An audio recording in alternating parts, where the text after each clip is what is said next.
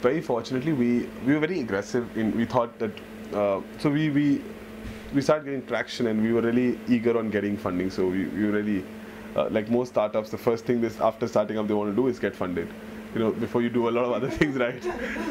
So we were the same way. Within 1 month, we're like, boss, now we need money, and then we've got an idea, we've got a few clients, we've got some money in. I think this is more than a zero revenue business, and let's go out and talk to people. So we went and met Mumbai Angels and a whole bunch of at least 6 or 7 other angel investors. And obviously got rejected at all of them. It was too early in the day. And it started kind of really demotivating us to a point where we said, okay, nobody's putting money in the next 2-3 months, we're going to fold this. And I don't know, this is just not growing at the pace we wanted to grow. Why is nobody investing in us? At the same time, in terms of users, we're getting more users and we're getting more clients. And so we're getting more traction. Revenue is not really growing at that faster pace, but we're getting traction because most of our users are free right now from both ends. And I'm not getting no investor interest. So I think the first thing which changed that for us was Economic Times Power of Ideas happened to us, which is, I think, is a brilliant platform. That happened to us, and that completely changed the way we looked at our businesses, because a lot of these things which I'm talking about today, I would have learned over the 2 years, yes, but those 7 days of actually being on campus and learning from some of the best professors who have done their own businesses, and plus more than professors, there were at least 10 to 12 entrepreneurs, including Mr. Sanjeev Bikhchandani from Naukri.com, etc., who came and spoke to us about their journeys and what they did. And we had one-to-one chats and sessions with them going late till the night. So we're actually able to get a lot of perspective and things from people who had been there, done that. It just connected us with 70 people who were, for 7 days, who were eating with us, sleeping with us, playing sports with us, who were going through the exact same journey, So somebody saying, oh, don't do this mistake, okay, or we'll help you here, or I can help you with an accountant. And so many, we got so much, leveraged so much out of the group. And third, it really kind of pushed us to a lot more investors than we could individually reach. And our first set of investors, in fact, came through a panel from ET Power of Ideas. So we got a grant of rupees 5 lakhs from the Department of Science and Technology, which had partnered with ET Power of Ideas for 2010. And then we got introduced to these two investors. So anybody on the panel could actually approach any business they liked. So they approached us off the official routes, and then we spoke to them, and it took us about 3 to 4 months to close our first round of angel funding.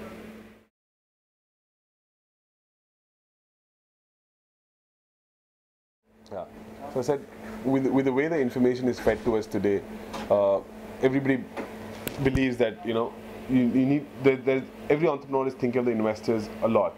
That's a very important stakeholder for any entrepreneur in today's business, and right from the start, not at the growth stage or a later stage, which is fair in a way, but which is also put in. So if you can ignore that for a bit as an entrepreneur, if you can completely remove the fact that you have to deal with an investor ever, or you have to get money in and justify a presentation or a certain matrix to anyone, and honestly answer what are the 5 or 6 questions plaguing your business.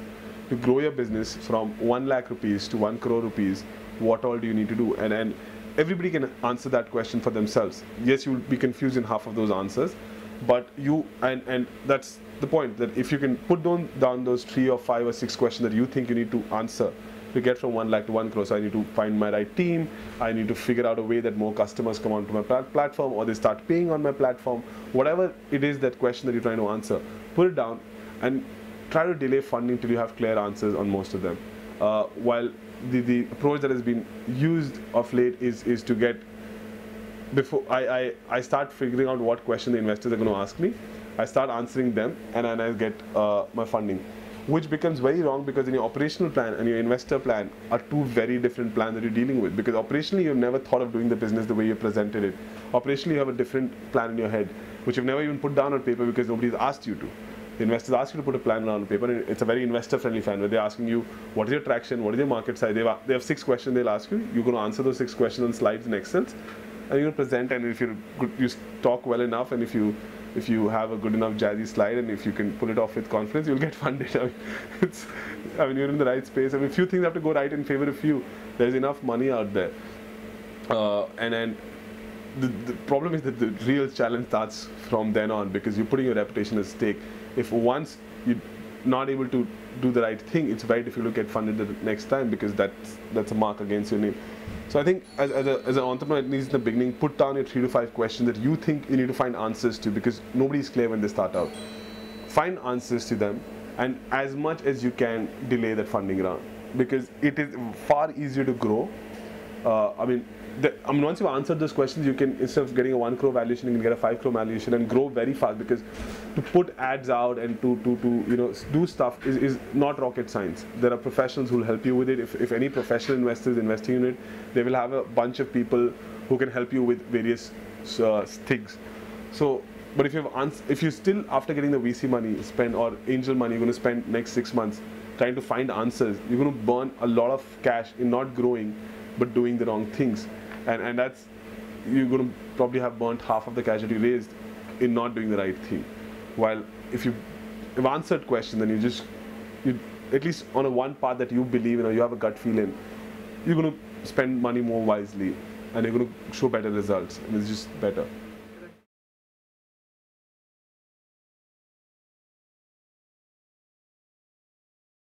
Okay, as a starter, what you would want in an investor is he should, when you talk about your business to him, he should have vaguely the same vision as you do.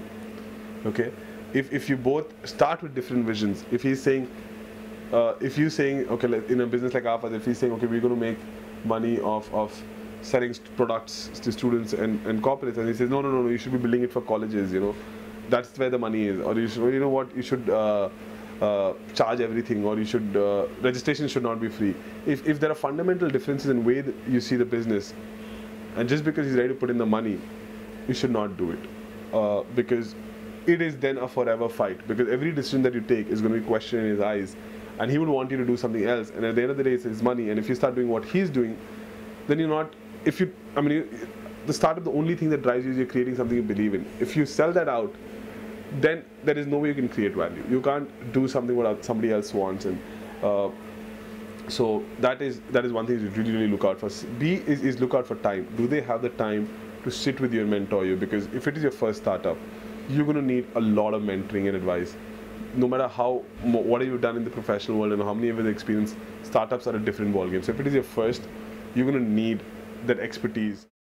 If they have the time, if the vision synchronizes with you, those are 2 things that you need to look at. And then there are smaller things like valuation and term sheets and stuff like that, which are, I think, operational, which you can figure out. But yeah, these 2 things are things where we should really look out for.